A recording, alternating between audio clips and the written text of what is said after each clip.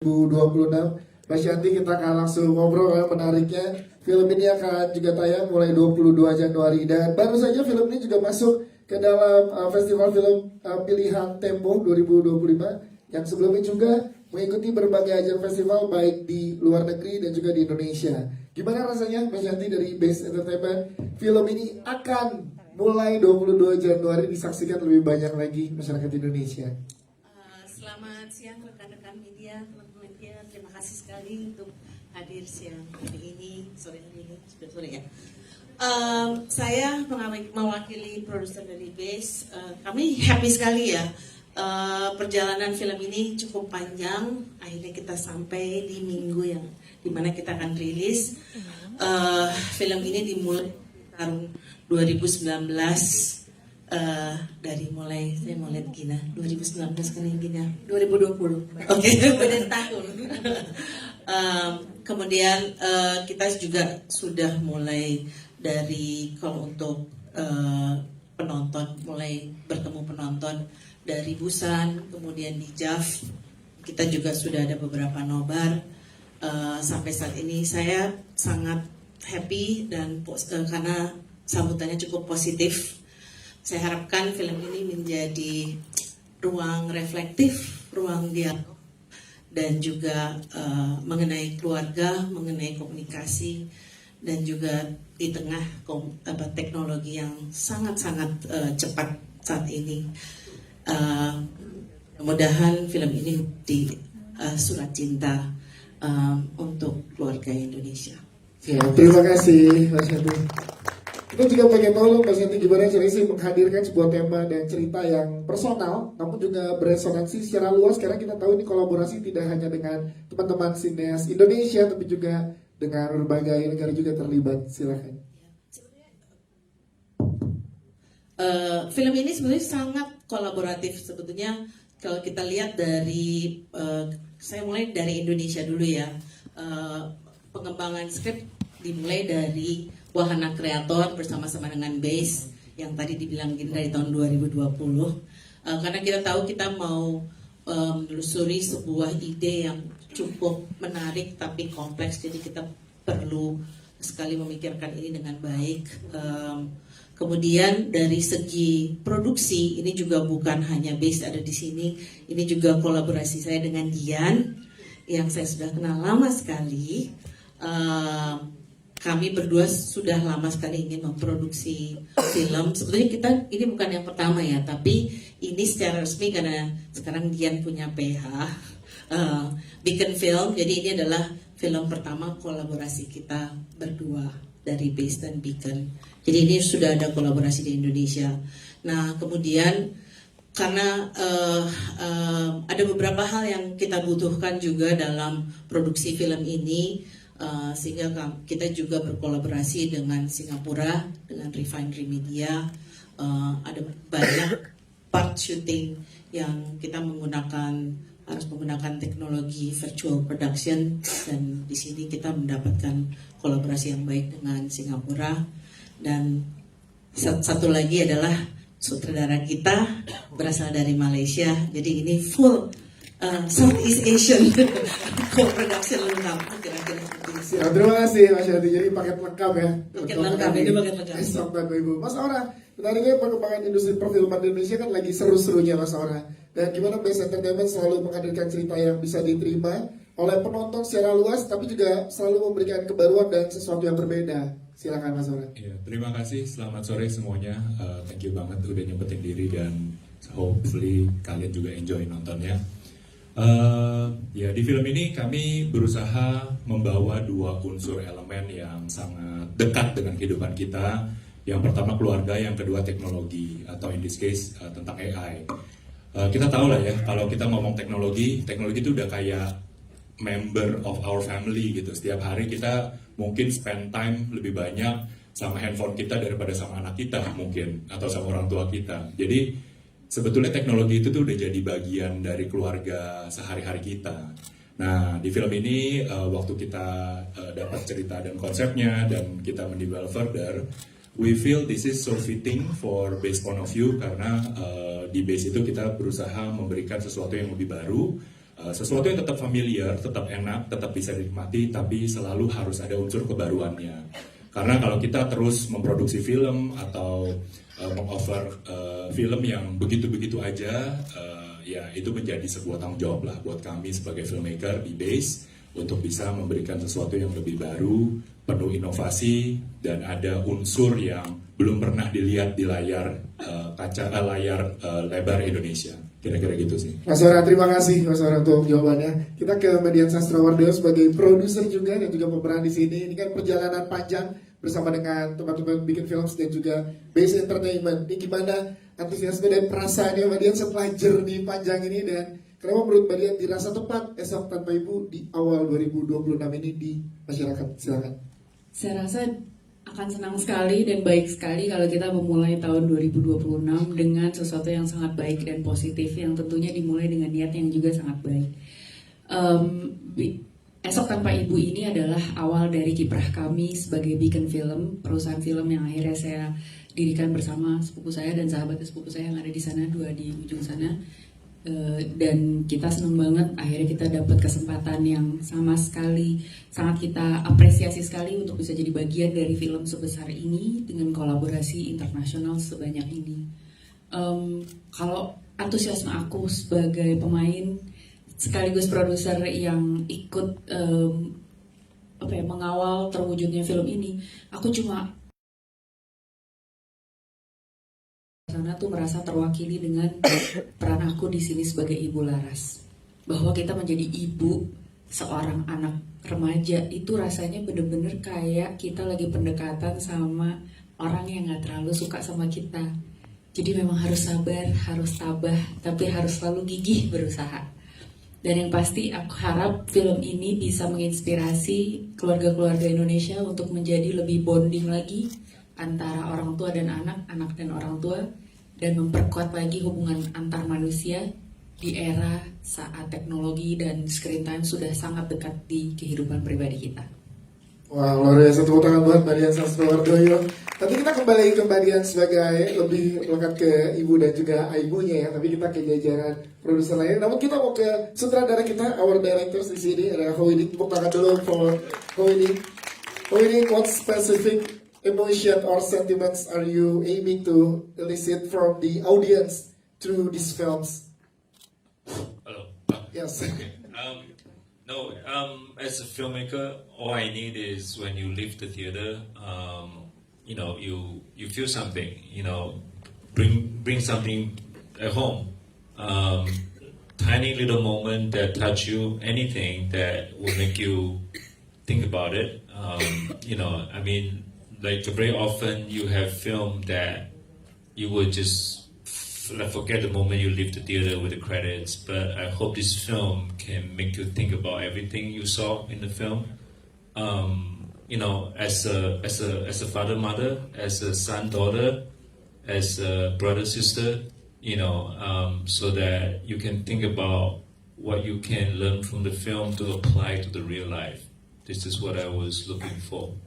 Yes, and what was your experience working together with Indonesian actors, especially with Dian Sastrowardoyo, Ali Fikri, and Ringo Agus Rahman?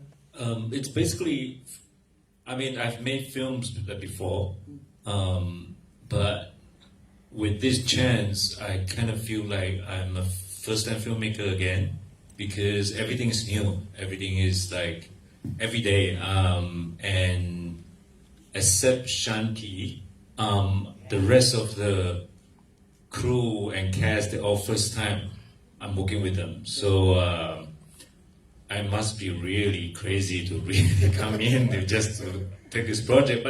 But because Shanti, we know each other very long. So I guess I'm happy now that we have filmed that together. Yeah. Yes, give applause for Howidik. Thank you, Howidik. Nah, juga kita teman-teman Beacon Film, ada Mas Leo dan juga Mas Rizky ya. Ini kita pengen tahu juga gimana rasanya perjalanan panjang akhirnya akan sampai, dan ini pesannya sangat luar biasa antara hubungan antar manusia tadi yang diberikan juga. Silakan yang mau disampaikan Mas Leo dan Mas Rizky. Mungkin aku duluan nih ya. Jadi yang kita lihat di sini di dalam perjalanan mengerjakan film pertama kami dengan bendera Beacon Film ini, memang intinya yang kita dapat ada resilience, kegigihan, dimana gimana menciptakan sebuah film yang dengan kecanggihan tapi penuh dengan rasa kemanusiaan dan perlu manusia hidup di dalamnya. Karena teman-teman semua tadi juga udah nonton, mirip juga apa yang kita pelajari dalam prosesnya dengan apa yang ada di filmnya gitu, refleksinya bahwa memang ada sesuatu yang kelihatannya teknologi, tapi sebenarnya yang utama rasa lagi, kembali lagi ke sini. Kira-kira gitu. Mungkin Yes, silakan. Mau menyambung dari Rio aja dengan konteks resilience ya. Yang bikin kita sampaikan di film ini adalah intinya tuh kebutuhan manusia untuk memiliki connection itu akan selalu menemukan jawabannya.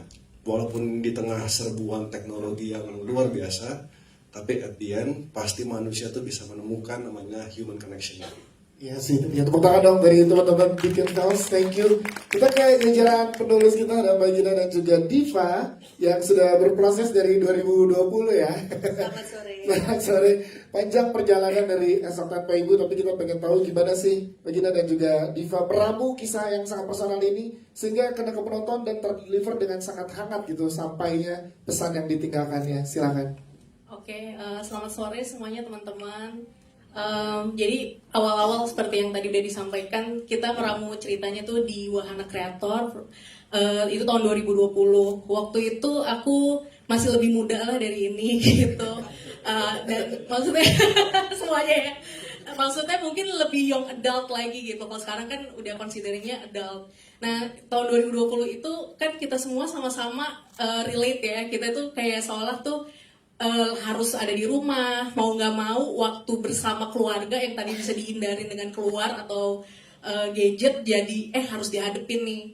Nah terus aku sama Mbak Gina tuh kayak sering curhat gitu, Mbak Gina kenapa sih mamahku, papaku tuh bawel banget gitu. Nah mungkin karena aku juga masih young adult gitu dan Mbak Gina adalah seorang ibu, Mbak Gina tuh encourage aku gitu di ruang development. Gimana kalau ternyata tuh adalah bahasa cinta dari orang tua ke kamu, cuma emang nggak tahu cara nyampeinnya gimana. Dan akhirnya dari situ timbullah pertanyaan, selama ini kan kita selalu mikirnya pilih menghabiskan waktu dengan gadget atau menghabiskan waktu bersama keluarga. Kenapa sih kita nggak bisa dua-duanya gitu? Jangan-jangan dengan gadget dan dengan keluarga akan timbul bahasa cinta yang baru, cara berkomunikasi yang baru, sehingga di dalam rumah tuh kita bisa saling rangkul sih gitu. Wow, dari Kak Gina gimana silakan.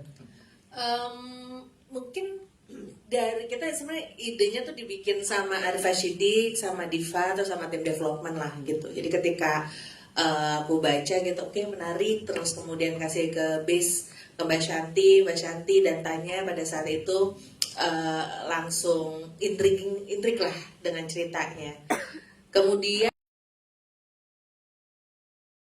benar berhadapan dengan duka, jadi obrolannya akhirnya kalau ke Diva adalah bagaimana perasaan menjadi seorang anak yang waktu SMA ditinggalin sama ayahnya gitu, ayahnya meninggal. Tapi kalau buat aku pribadi pada saat itu ngelihat anak yang biasanya pulang sekolah, kita pergi berpisah, dia sekolah saya kerja, tapi sekarang kayak 24 jam bersama dan selalu ada keinginan untuk terkoneksi, dia pakai virtual reality, makanya karakternya Rama di situ pakai VR gitu, notes to my son gitu, dia menginspirasi. Tapi satu sisi yang ngerasa jadi ibu tuh kok ternyata berbeda banget nih perkembangan, dan anak yang dulu kita biasa sayang sekarang akhirnya dia tumbuh punya opininya sendiri dan nggak selamanya cocok sama kita. Nah dalam perjalanannya itu, baik sebagai orang tua kemudian sebagai anak yang orang tuanya makin menua, sebenarnya jadi sadar bahwa ada banyak sekali jenis duka. Ada duka yang secara fisik dan hubungannya batin ketika orang-orang yang kita sayangi itu semakin lama, bahwa kematian adalah kepastian. Tapi ada juga duka yang bentuknya adalah ternyata anak kita, orang yang kita dari dulu gendong, apalagi kalau buat ibu ya, yang dari hamil 9 bulan kita lahirin, misalnya kalau normal kontraksi berjam-jam, kemudian by the time tiba-tiba dia masuk kelas 3-4 itu tuh udah mulai udah punya maunya sendiri gitu. Dipeluk, dicium aja suka males, diajak foto bareng aja suka males. Ya benar kata Dian, ini kayak kamu tahu dulu cowok-cowok loh yang ngejar aku, kenapa aku jadi ngejar-ngejar kamu gitu. Tapi kayak walaupun bercandanya kayak gitu, tapi sebenarnya ada duka bahwa ternyata menjadi orang tua itu adalah memaksimalkan kemandirian anak justru untuk melepas mereka. Nah kemudian dengan proses pendewasaan gitu, menjadi orang tua adalah proses pendewasaan dan juga proses untuk menyiapkan masa depan yang lebih baik buat anak-anak biar nanti mereka mandiri di depannya sana. Dan ngobrol sama Diva tentang anak yang ibaratnya belum ini ya Div ya, belum benar-benar full ditemenin sama orang tuanya, muncullah kedalaman dalam cerita ini gitu. Dan kemudian dengan ngelihat dunia yang selama, pokoknya sebelum 2019 tuh Indonesia tuh dan dunia tuh kayak lagi berharap-harapnya. Terus tiba-tiba COVID dan kemudian kita kayak kehilangan pegangan, tapi justru yang membuat manusia terus bergerak kan adalah harapan. Bagaimana menemukan harapan di tengah duka itu. Jangan-jangan duka adalah pembuka pintu harapan yang jauh lebih cemerlang. Itu sih idenya. Wah, tepuk tangan dong untuk para penulis kita. Sebenarnya ini adalah menyampaikan bahasa cinta karena sudut pandang anak dan orang tua ya. Luar biasa. Kita ke jajaran cast, ada penampilan sangat luar biasa dari Ali Fikri. Tepuk tangan buat Ali Fikri. Wow, Rama, jadi mau dipanggil Rama apa Cimot nih? Cimot. Oke, silakan kita. Nih, ini gimana berproses untuk karakter Cimot atau Rama sendiri? Dimana bang generasi kamu in real life juga kan mengalami keresahan yang sama nih dengan apa yang dialami oleh Cimot. Silakan. Betul. Ya aku bersyukur banget. Halo teman-teman semuanya. Terima kasih udah menonton dan meluangkan waktunya. This is the big day. I'm very nervous. Sangat deg-degan banget. Tapi ya benar. Karakter Cimot menurut aku sangat dekat sama diri aku sendiri karena benar anak-anak zaman sekarang itu kan sangat terlibat dengan AI kan. Menurut aku wajar banget kalau kita tuh anak-anak remaja tuh kadang nggak tahu mau ngomongnya ke siapa atau cara ngomongnya gimana. Jadi menurut aku perasaan itu valid dan film ini mengcapture perasaan itu dan ngasih tahu ke kalian kalau perasaan itu valid gitu. Ya, ini kan akan juga ditonton tidak hanya dengan teman-teman milenial, seperti itu, tapi Gen Z dan juga Yes. ya apa yang akan menonton. Yes, Nah, benar. ada pesan apa nih untuk kamu, untuk teman-teman seangkatan yang nantinya akan nonton Esok Tanpa Ibu yang mungkin saat ini masih punya kecanggungan berkomunikasi dengan orang tua?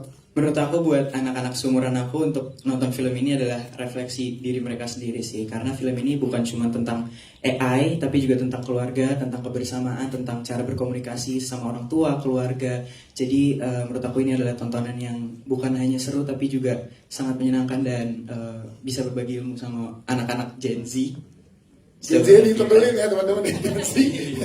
Karena ada yang anggap aku Gen Alpha. Enggak, aku bukan Gen Alpha, Ibu. Oke, baiklah. Oke.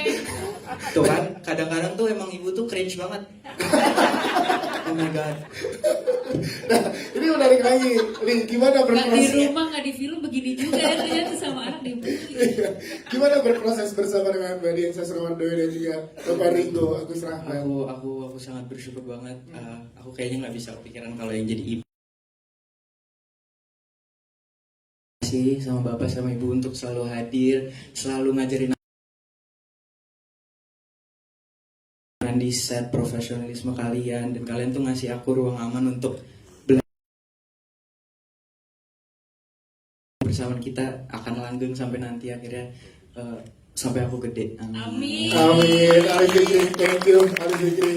Kita ke Bapak Ringo Agus Rahman. Ya aku juga sebagai Gen Z senang banget ya. Enggak, aku Gen Z. Bapak tuh keren deh, selalu setiap ngomong Aku Gen Z. orangnya ketawa. Bukan, aku Gen Z versi baru aja. Gen Z kan ada banyak tipenya. Iya. Aku Gen Z tipe yang lain lagi. Iya. Sudut pandang seorang bapak sangat penting di sini. Banyak calon-calon bapak yang ada di sini juga Bapak hadir. ada bapak Yang juga. udah bapak hadir. Iya. Dan ternyata yang paling penting adalah hubungan antar manusia. Kecanggungan antara bapak dan anak cowok tuh kayak sering terjadi deh Bapak Ringo. Betul, Nah, kalau gimana? mau berkaca sama diri sendiri sama kali ya teman-teman seangkatan, kita juga punya bahasa apa ya, kadang susah ya kalau ngomong sayang kok geli gitu ya. Lebaran cukup dengan salim aja, bentar lagi nih salim terus minta maaf lah gitu. Kalau bule-bule kan keren ya, I love you dad. Gue kayak kagok lagi gue. Dan sebenarnya Itu tuh alasan. Selama ini gue mempelajari kehangatan itu memang dari banyak film, dari film-film yang gue lihat waktu kecil. Oh, kehangatan gini ya. Bentuk kehangatan yang biasanya tuh gini ya gitu. Jadi kenapa akhirnya gue mau terlibat? Jadi film keluarga ini adalah sebuah warning lah buat gue. Sebuah warning kalau misalnya ini tuh bisa terjadi sama lo juga. Gue punya anak kecil sekarang, nanti dia jadi remaja, bisa jadi gue juga kehilangan koneksi kalau misalnya gue tidak mau benar-benar memahami dia, nyerahin semuanya sama istri, terus beres lah, nantinya gue akan sulit berkomunikasi juga. Punya ego tinggi gitu, kita semua bisa terjebak ke dalam lubang yang sama. Gue pikir seperti itu ya Dias, ya rumahnya di depan. Gue akhirnya paham kenapa lu banyak MC acara film di sini, karena rumah lu di depan, gampang dipanggilnya. Mari kalau kita bahas. Oh iya, sorry. Enggak, karena kalau MC lain itu jauh deh rumahnya, ada yang di BSD, di Tangerang, jauh. Dia cuma di depan doang, pantesan banyak job filmnya. Mari kalau karakter bapak kita balik. Sorry. Dias, iya. Makasih Dias, bagus tapi selain itu memang bagus. Makasih. Saya jadi lupa mau nanya Pak Riko. Ya ada momen buat Bapak Riko merenung nggak saat menjalani proses sebagai Bapak di sini? Ada banget. Kalau berkaca sama kehidupan sendiri, kebetulan generasi gue kebanyakan gue lihat dari gue dan teman-teman gue adalah mereka mempunyai bapak yang giat sekali bekerja. Mempunyai ibu rumah tangga, ibunya anak-anak kan selalu ngurusin urusan rumah gitu. Bapak bekerja dan kadang-kadang ada bapak yang terlalu percaya sama istrinya untuk urusan rumah tuh pasti beres gitu. Sehingga ketika ada permasalahan komunikasi dan terlalu mengandalkan istri. Namun pertanyaannya kalau misalnya istri lagi nggak ada Pak, entah karena sakit seperti di film ini, atau misalnya lagi harus keluar kota ngurus mertua atau bagaimana, siap nggak? Kebanyakan bapak-bapak sulit tuh. Ini ajak anaknya berdua pergi sama kamu tanpa aku.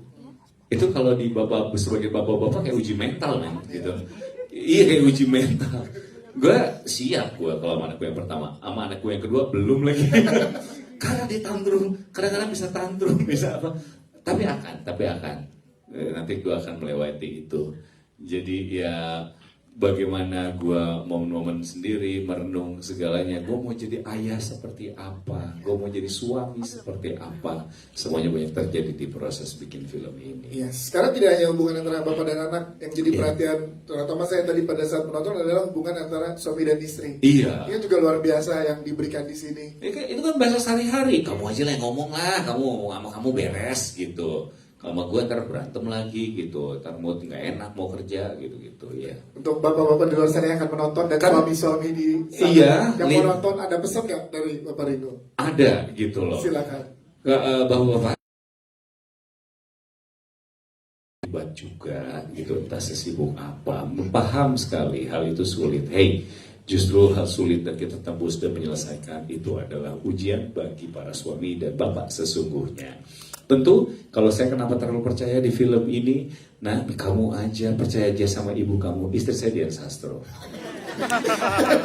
Apa yang tidak bisa dilakukan Dian Sastro. Nah, jangan mengandalkan bapak kamu, ibu kamu Dian Sastro. Tepuk tangan dong, Bapak Riko. Sebenarnya di dialognya ada yang tertinggal. Ada. Aku tuh gak pernah bisa ngomong sama bapak. Jelas, karena ibu kamu Dian Sastro. Gak butuh apa-apa lagi. Kamu bahkan kita memakai kaos Dian Sastro ini adalah. Dan ini boleh lihat kaosnya, dan ini fun fact-nya adalah hasil jepretannya Bapak Riko. Dan ini hanya ada 3 di dunia. Ya. Sudah mendapat izin dari ibu. Saya izinnya mencetak 2, tapi ternyata tukang cetaknya cetak 1 lagi jadi 3. Dan ini bukan bajakan karena sudah disetujui ya. Yes. Ini sudah dijual di mana-mana teman-teman. Saya kecewa dengan dijual bukan di mana-mana. Bapak Riko terima kasih. Terima kasih dia yang rumahnya dekat. Oke. Ya, jadi tahu nggak kenapa kalau premier nggak pernah terlambat ya. Oke. Kita MC siapa ya? Ketok dia sih. Ngapain lo? MC siap. Oke, kita ke selanjutnya dulu kali ya Bapak Riko. Oke. Mbak Sastrawardaya sebagai ibu, nah ini sudut pandang ibu kan juga sangat keren di sini. Nggak hanya sebagai ibu, tapi juga sebagai istri dari suami yang ternyata punya pola komunikasi yang nggak biasa ke anaknya. Gimana sih Mbak Dian mengemas ini yang ternyata in sosial juga terjadinya jadi gambaran penting gitu, Mbak Dian, silakan. Ya, jadi sebenarnya mau nyambung juga apa yang dibilang sama Iko. Kita tuh sebagai istri kadang-kadang sering banget diandalkan sama suami untuk ngurusin kestabilan rumah tangga ya. Maksudnya dari segi kebersihan, kecukupan nutrisi setiap anggota rumah tangga, anggota keluarga, sampai kesehatan emosional dari masing-masing anggota keluarga. Tapi kita semua nih ya jadinya gitu loh. Sebenarnya sih kita sih ya oke-oke aja sih. Cuma ya itu bener banget kalau misalnya ibu lagi perlu absen gitu ya, lagi sakit, lagi berhalangan, atau lagi tumbang karena fisiknya lagi keok, ataupun misalnya ibu tuh lagi perlu keluar kota, lagi nggak ada di tempat itu tuh rumah gimana tuh? Di rumah tuh pincang banget. Itu suami kalau ditinggalin sama anak, berapa jam aja jalan-jalan, udah nanyain, udah lewat 3 jam, udah di mana nih bunda, udah belum selesai belum kerjaannya bunda. Jadi udah mulai cerewet karena mereka juga udah mulai mati gaya, ternyata fungsi ibu, fungsi istri adalah juga menjadi MC di keluarga mungkin ya. Betul. Jadi menjaga rundown dan kegiatan, dan juga yang pesan aku buat ibu-ibu yang ada di luar sana kali ya. Semangat. Aku tahu kita semua itu sangat penting buat keluarga kita masing-masing. Mari kita menjaga kesehatan mental maupun fisik masing-masing, karena kita memang diandelin banget sama keluarga. Dan semoga dengan nonton film ini kita jadi bisa menginspirasi suami masing-masing untuk mau mengambil peran lebih banyak dalam bonding sama anaknya. Jangan cuma jadi tanggung jawab kita aja, tapi juga gimana caranya si anak juga bisa lebih dekat lagi sama bapaknya. Wow. Beberapa hari lalu hujan-hujan tuh banyak ibu-ibu yang sakit kan karena kondisi terus gelap gitu dunia tuh gitu. Kalau bapak yang sakit cerah-cerah aja, Jakarta ya tercerah, burung berkicau pagi-pagi, indah-indah aja, anak-anak kita tetap sekolah baik-baik aja. Benar-benar anak nggak sekolah, bapak sekolah kayaknya masa depan mereka baik-baik aja kalau bapaknya sakit. Tapi menariknya Mbak Dian kan sering bekerja sama juga dengan banyak sutradara, dan kali ini bersama dengan Howidin. Boleh ceritakan gimana serunya experience with our directors, Howidin? Iya, seneng banget, dan akhirnya kita di sini excited banget karena kita dapat kesempatan untuk kolaborasi sama Howidin, sutradara yang tidak dari tanah air sendiri. Tapi the best, the best, keren banget. Dan walaupun kita berbeda bahasa, tapi proses syuting juga lancar sekali. Dan yang keren adalah ternyata kolaborasinya nggak cuma yang internasional ya, tidak hanya bersama sutradara Howidin, tapi juga sama DOP atau kameramen, siapa nama kameramen? Tag. Ya Allah, tuh nama juga satu silabus. Tag itu juga dari Singapura. Menurut aku ini menarik banget teman-teman, karena ini udah menunjukkan satu fakta yang perlu kita apresiasi bareng-bareng. Bagaimana filmmaker Indonesia sudah bisa berkolaborasi dengan filmmaker regional atau internasional dengan sangat mudahnya. Berarti kan itu menunjukkan sebuah skill dan kompetensi yang sudah par atau sudah sama gitu, udah bisa nyambung, udah bisa incun, udah bisa kerjasama dengan mudahnya dengan itu. Dan aku dengar kayaknya Widing seneng banget syuting. You really like shooting in Indonesia. And certainly not gonna be the last, right, Widing? Yes. I believe at one point dia bilang dia so happy syuting sama aktor-aktor Indonesia karena dapetnya Ringo sama Ali yang jago-jago banget langsung jadi. I think he feels so lucky dapet aktor kayak gini. Tapi is it true that you feel so lucky that you have actors like Ali and Ringo for your film in Indonesia? Yeah, and I also feel lucky to have you too. Yes. It's a perfect combination for first time. I'm so worried I might not get this, the same opportunity again. But I'll try my best if I ever come back to shoot the movie again. Yeah. Yes, itu dia. Tepuk tangan dong teman-teman. Menambahkan apa yang dibilang Bapak Ringo ya. Aktris gue Dian Sastrawardaya aman. Apa lagi lu butuhin? Udahlah. Siap. Kita ke Nura Datau, Aisyah Nura Datau. Nura, kita pengen tahu juga di sini kan sebagai orang yang jago teknologi dan lain-lain, kamu eksplorasi gimana dan juga mendalami karakter ini gimana, Nura? Silakan. Halo teman-teman semua. Aku untuk mendalami karakter ini sebenarnya karena aku sangat jauh dari teknologi. Aku tuh kebetulan cukup gaptek ya. Jadi aku banyak ngobrol sama teman-teman aku yang emang dia orang teknologi, yang emang kerjanya tuh IT gitu-gitu. Dan aku banyak belajar tentang bahasa-bahasa coding dan gimana sih cara hacker tuh berfungsi gitu sih. Ya sekarang tadi tapi juga ditebelin dengan kamu sebagai hacker, tapi ada satu kata yang bikin ternyata ada hubungan antar manusia sebagai support system ke teman. Nah, kamu menganggap support system yang diperankan oleh kamu seperti apa sih pentingnya untuk teman yang sedang berduka? Sebenarnya menurutku Zila juga karakter yang memang gak terlalu punya support system keluarga yang utuh ya. Tapi batasan-batasan yang udah terlalu berlebih gitu loh, secara kan di situ ada di filmnya udah pada nonton, memang aduh aku jadi takut ngomong deh takut spoiler, tapi maksudnya udah nonton tapi takutnya kesebar. Tapi ada yang lagi live, jadi mungkin lebih hati-hati nanti. Oke. Iya, intinya Zila memang saat sudah berlebihan teknologi digunakan pun di situ dia mulai sadar dan mulai worry. Jadi memang gitu. Aduh, sorry teman-teman. Aman, karena tadi kalau mau lengkapnya dan lebih ini lagi nanti pada saat ini teman-teman yang lagi nonton live di rumah dari sosial media bisa dilihat mulai 22 Januari nanti ya. Siap. Nur Adana, terima kasih. Kalau teman-teman udah nonton kan, kalau yang lain belum takut ke spoiler. Jadi di proses ini Manura seringnya nongkrong di ITC yang service HP ya. Terlalu teknologi. Teknologi. Yang kamu bisa bongkar reparasi HP udah bisa ya? Jujur sempat nongkrong dan melihat orang-orang nge-coding di TC tuh aku sempat. Oh, kan ada juga kayak temen aku ngasih yang underground. Iya. Yang gitu-gitu aku cukup sempat spesial lah hacker. Bergaul sama hacker lumayan. Terakhir handphone yang Bapak Ringo ganti LCD di Nur. Ganti LCD Nokia buat digantiin langsung sama dia. Ya, Nur, terima kasih. Kita ke Bima Sena sebagai Robert di sini. Karakter yang luar biasa. Di luar zona nyawa kamu sebagai Robert ternyata banyak apa?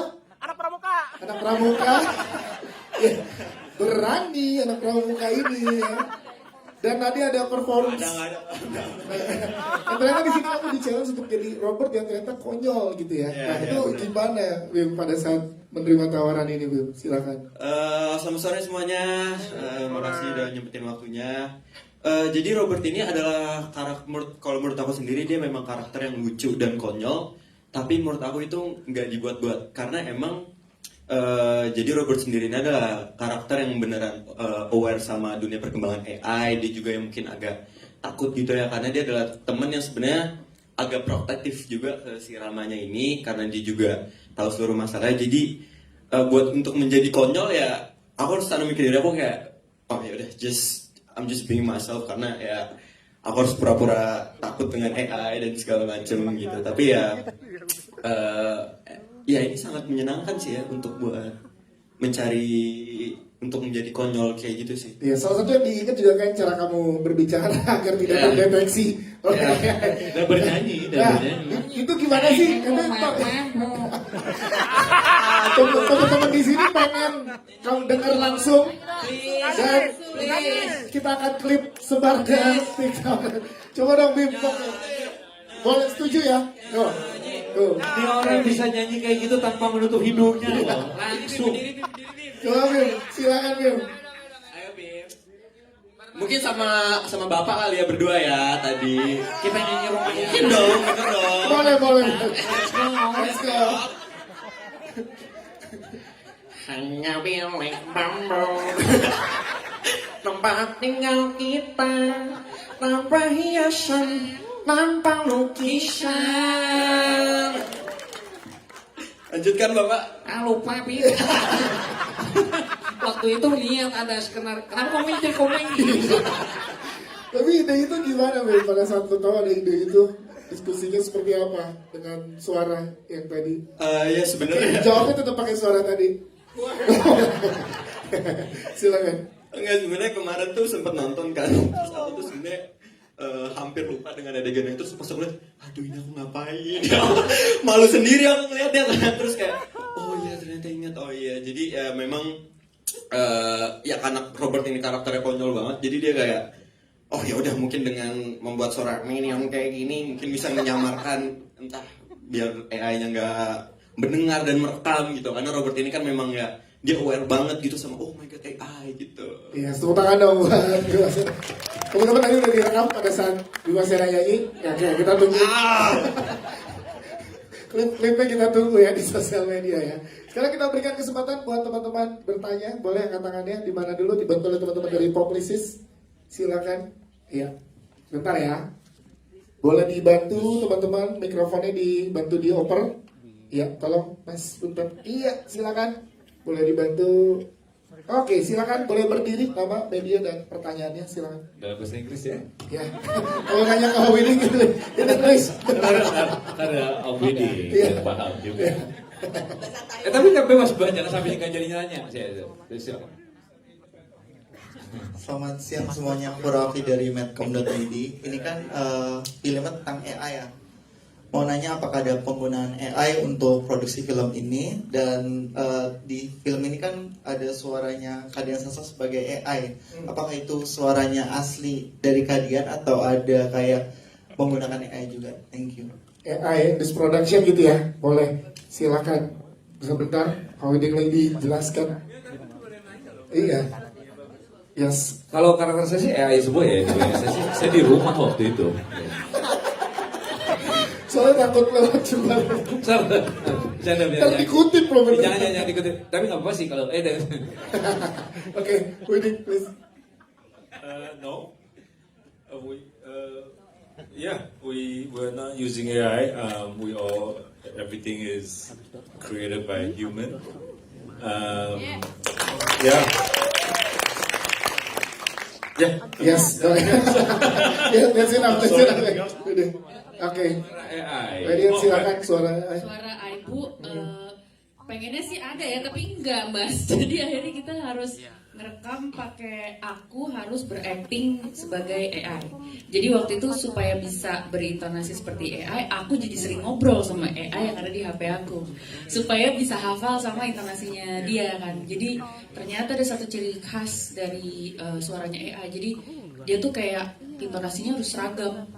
Apakah kamu mau tahu resep ini gitu loh? Apakah kamu mau bertanya lebih lanjut gitu? Apakah kamu, jadi ada belakangan itu nanya lagi gitu. Itu satu. Kedua, intonasinya yang halo, dan walaupun dia udah natural banget tapi belakangan ada yang seragam terus. Dan kalau misalnya tadi teman-teman lihat di film ini kita juga punya beberapa versi ibu. Ada versi masih sederhana yang baru pertama kali dibikin sama Zila, ibu 1.0. Kemudian ada upgrade kan, di-upgrade lagi sama Zila dengan ditambahin data jadi 2.0, dan terakhir ada upgradean lagi di saat ibunya udah lebih canggih lagi. Boleh dong dicontohin sekali lagi ke teman-teman media. Mungkin tadi kan Bimasera mencontohkan dengan suara. Boleh. Jadi contohnya nyanyi rumah kita juga. bisa dong. Ibunya belum Iya. hafal itu. Menawarkan mungkin masak nasi goreng gitu. Boleh. Ya. Jadi ibu 1.0. Ya. Halo Cimot, gitu kan. Masih halo Cimot, selamat malam Cimot.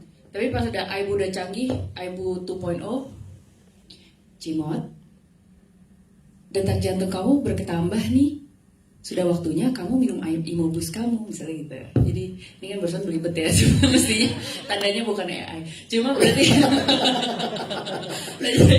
kalau lagi syuting memang harus berlatih sampai nggak boleh ada kesalahan. Karena ya AI nggak ada kesalahannya. Yes, tepuk tangan dong buat Median Sastra. Terima kasih. Bocoran sequelnya sih yang jadi AI itu nanti si Robert ya. Si Mot tambahkan obat belum. Tapi kabarnya Saya mengembangkan itu Robert 2.0. Robert 2.0. Terima kasih. Selanjutnya silakan di sebelah mana, boleh dibantu? Iya, boleh. Silakan mikrofonnya di atas, silakan boleh berdiri, Mas. Ya. Halo, saya Bagus dari Tempo. Mau nanya ke Howiding. Lu yang pilih film ini masuk ke Tempo, bukan lo ya maksudnya. Banyak orang Tempo ya. Maaf Bagus ya. Silakan. Iya Mas. Saya contekan bahasa Inggris dulu. Iya. Bagus tapi bagus. Iya. Nanti yang diartikan juga. Iya, mau nanya ke Howiding soal for me one thing that makes this film feel emotional is like the expression of the actor expression. So, what the secret remains in that kind of proximity with actor, and what's your process of knowing when you found what you're looking for in an actor expression? Oke, thank you. Oh, coba mau ngelasin. Oke, Spanyol bisa. ya, pertanyaannya kayak salah satu hal yang paling penting menurut saya di sini adalah ekspresi para aktornya. Bagaimana kamu bisa ngedeliver itu ke aktor dan nge-maintain itu tetap ekspresinya gitu. Jadi bagian pendukung untuk menjadi lebih emosional. Padahal film ini kita punya barrier bahasa gitu ya. Iya, tapi emosi-emosi yang diberikan. Saya jelasin dulu bentar. Oh, iya. Udah aman. Gak usah. Saya mau nyoba tapi dia udah ternyata. Iya. Anak IF. Okay, stop it. Silakan. I have a mind reading skill, which I think all the directors need to have.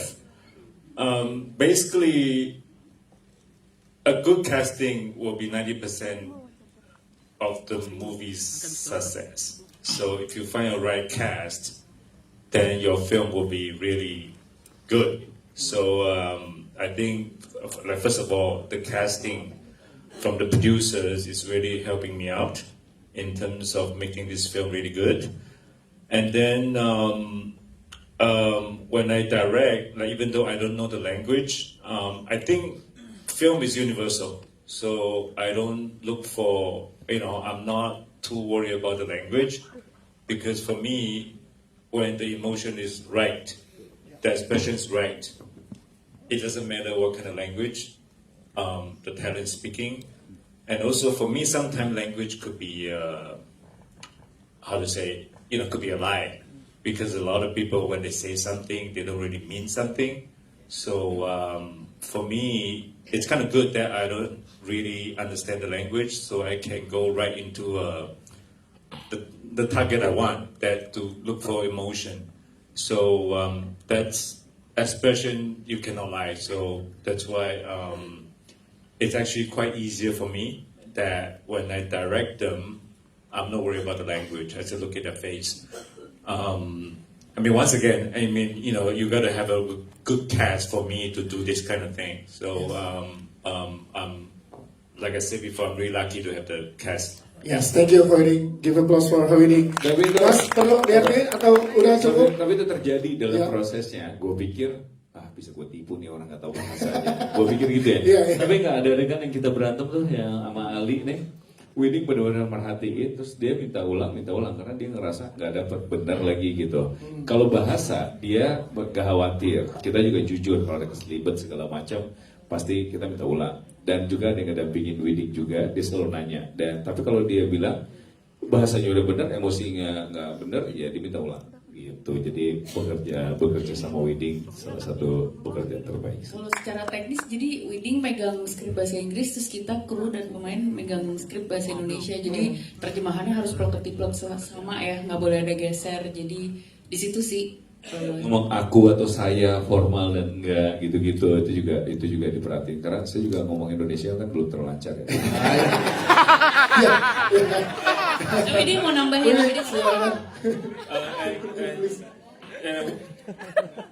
And I also want to add something that when you come to the situation like this, you got to trust your talents, meaning that you let them understand the scene, let them work out their own dialogue. Once you hire the right person, you are not going to be worried that they're going to do something bad. So you trust them. They like the part. They like the job. They make the dialogue better, and also trust whatever you say. You don't need to follow whatever written on the script. You have to follow whatever you feel like speaking. So you got to be open about everything, so that even though you don't understand what they are speaking, but when they tell me that, this is what I'm going to say, this is what I'm going to do, I say, go ahead, and I'm going to see the result in the monitor. So that's what I do. Ya, give applause for Widing. Mungkin berapa hal mesti saya beli buat teman-teman yang ada di sini. Jadi 90% keberhasilan dalam film adalah menemukan aktor yang tepat. Dan di film ini sudah terdeliver dengan sangat luar biasa dengan aktor-aktor yang sangat luar biasa. Dan film adalah bahasa yang universal. Jadi kepercayaan dari Widing sebagai director kepada jajaran aktor itu udah bisa membuat scene-scene-nya dan juga ekspresi-ekspresinya bukan untuk dilihat tapi dirasakan oleh para pemainnya. Tepuk tangan dong teman-teman yang lagi. Thank you Widing. Selanjutnya ada lagi, silakan boleh dibantu dari teman-teman Publicis. Oke. Iya, silakan. Yang mana? Benar. Iya. Ini mah deket banget, gak usah pakai mic kali. Katanya nggak tentu ke Parigo bisa ke yang lain. Silakan. Perkenalkan, saya Novita. Sebelumnya terima kasih atas kesempatannya dan aku mau bilang terima kasih juga atas filmnya, keren banget. Yang pertama, yang ingin aku tanyakan terkait tema film ini itu mengangkat tema AI kan ya. Nah, tapi di satu sisi film ini juga mengangkat tema lingkungan. Nah, ada gak sih alasan tersendiri kenapa tema AI dan lingkungan ini dijadikan satu? Lalu yang kedua, yang tadi saya tangkap ketika menonton film itu ada scene kuncup bunga baru tumbuh di tanah gersang. Nah, ada filosofi sendiri gak untuk adegan itu? Siap, cukup Mbak, biar gantian sama yang lainnya. Satu lagi. Iya, satu lagi. Dikit ya, boleh. Iya, dikit. Dua dulu ya, buat yang lain. Itu udah bagus loh. Enggak, belum. Ditanya yang tadi dua. Tadi udah bagus lingkungan. Oh iya. Bagus. Iya, Bagus siap. Novita. Terima kasih ya Mbak. Dua dulu ya. Mbak Gina, silakan. Susah ya. Oke, terima kasih. Dari media mana Mbak? Oke. Business Today. Terima kasih Mbak. Menarik ya ketika kita bicara soal AI di Indonesia, justru amat sangat tidak bisa lepas dengan lingkungan. Baik ngomongin soal ibu atau AI, lingkungan itu adalah yang amat sangat mempengaruhi dunia kita. Maka sebenarnya ini kenapa ada lingkungan, sebenarnya ada kepikiran ketika kita bicara soal duka mengikat satu tema bagaimana ibu bumi gitu, bagaimana kedekatan kita dengan salah satu elemen dari tiga hal itu tuh akan punya tarik menarik satu sama lain. Makanya hubungannya ke situ sih. Semakin kita menghargai ibu bumi kita, maka kita akan menghargai perempuan-perempuan kita. Semakin kita menghargai perempuan-perempuan kita, maka kita akan, sejarah sudah membuktikan dunia bisa lebih baik gitu, lingkungan akan lebih baik. Banyak sekali pencemaran lingkungan, kerusakan dihalangi sama aktivis-aktivis perempuan. Dan ketika kita bicara dengan AI, ini kan sebuah teknologi yang amat sangat berkembang pesat ya.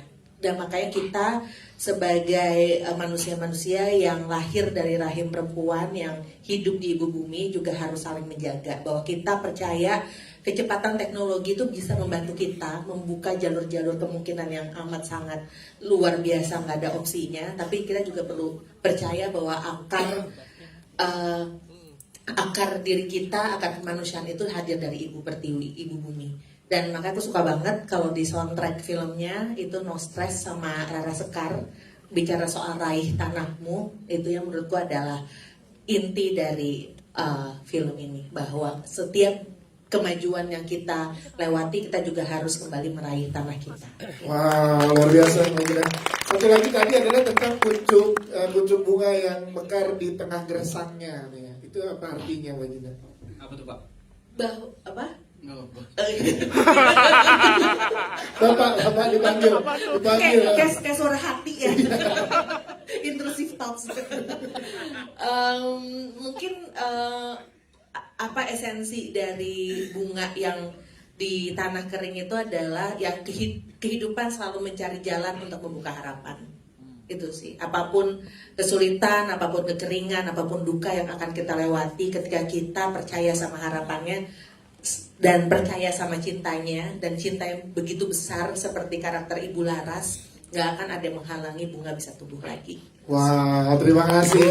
Nah, sekarang baru pertanyaan ketiga, Mbak. Silakan. Iya, jadi biar dijawab dulu dua tadi. Silakan. Baik, terima kasih sekali lagi.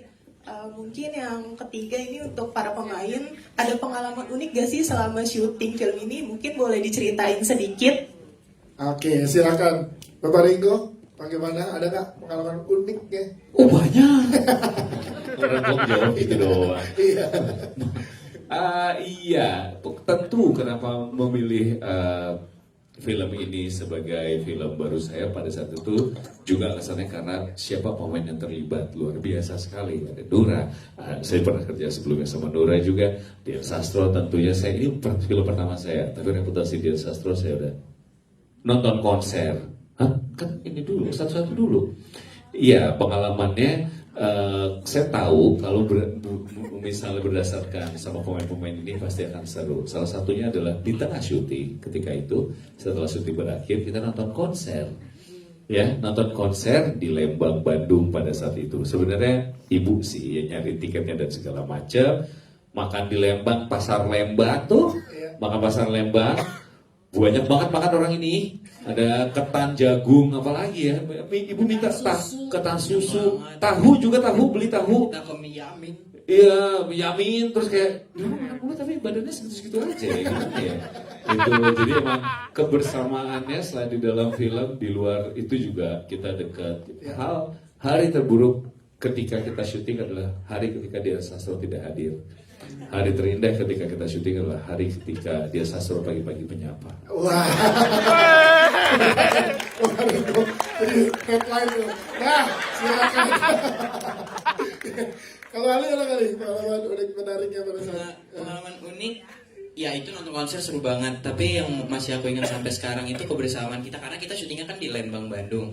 Dan kita tuh jauh dari kota. Jadi kita beneran terisolasi di hotel kita ini dan kehangatan di hotel itu tuh masih aku kebayang-bayang sampai sekarang. Kayak misal aku sama Bima, jadi di hotel kita tuh ada fasilitas ini apa kayak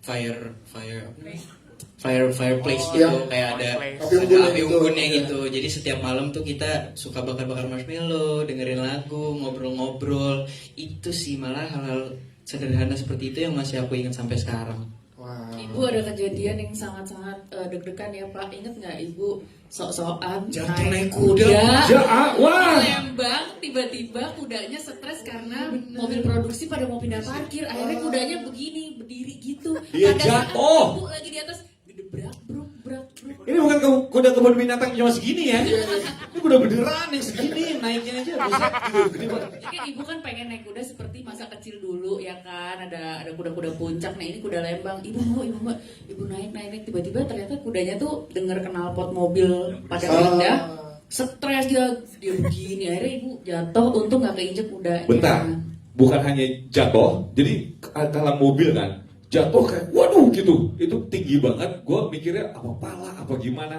Setelah dia dilakukan Dian Sastro jatuh, apa yang dilakukan? Talinya tetap dipegang, jadi tangannya geser waktu itu ya ini. Tali tetap nenangin kudanya. Wah. Padahal lepasin aja boleh nggak? Lepasin nggak? Syuting nih gue nih, jatuh berantakan nanti. Itu tapi dia tenangin kudanya lebih panik daripada ibu. Kudanya juga perlu ditenangin karena dia lebih panik daripada ibu. Gue bukan nggak pecinta binatang ya, tapi pada saat itu tuh bukannya ya kudanya stres biarkan dia mencari jalannya sendiri untuk menenangkan diri. Dianya boleh nggak kita selamatkan dulu? Kudanya masih ngamuk-ngamuk. Dia tenangin. Kudanya lagi ngos-ngosan gitu, lagi hidungnya sampai kembang kempis gitu kan, abis dianya yang gue pengen jadi pahlawan di sekitaran tuh banyak pahlawan cowok-cowok untuk pengen menyelamatkan tapi takut sama kudanya. Lepasin bu, lepasin. Gue takutnya tendang aja. Berarti itu makin membuktikan luar biasanya seorang Dian Sastro. Wah, gila. Itu kejadian, bukan kejadian unik ya. Oh, deg-degan, semua orang tadi udah ketawa-ketawa. Iya, nggak apa-apa. Semua muka pucat. Apa tadi? Ini produser kita. Kudanya apa kabar sekarang? Kita, kalau nggak, waduh. Kudanya apa kabar kudanya sekarang? Kudanya baik-baik aja. Boleh biarin dulu nggak kudanya? Kudanya melewati terapi, dia sekarang sudah bisa menenangkan diri. Karena memang tempat istirahat untuk kuda. Syuting ini nggak tahu. Ali beli sepatu sendal, kita beli semua. Kemarin sepatu sendal. Dia beli proyektor, gue juga beli di rumah. Sulit lah. Ini bondingnya luar biasa. Tepuk tangan sekali lagi buat Yayasan dan Filmmaker. Buat yang belum sempat bertanya di kesempatan ini, nanti akan ada kesempatan untuk doorstop dan mungkin mewakili seluruh tim dari film Esok Tanpa Ibu. Kita minta Mbak Dian Sastro Wardoyo untuk memberikan closing statementnya pada sore hari ini. Silakan. Buat teman-teman media yang sudah hadir hari ini, terima kasih sekali sudah bergabung pada hari ini. Semoga suka filmnya dan semoga teman-teman berkenan untuk menyebarkan lebih luas lagi berita baik tentang film ini. Karena film ini kita buat benar-benar sepenuh hati, diawali dari niat yang baik dengan harapan semoga film ini juga bisa menginspirasi keluarga-keluarga Indonesia untuk bisa jauh lebih baik lagi hubungan bonding antara anggota keluarganya. Terima kasih. Terima kasih. Kita akan foto bersama. Yang di depan boleh tetap duduk, namun merapat. Yang di belakang boleh berdiri. Iya, kita merapat.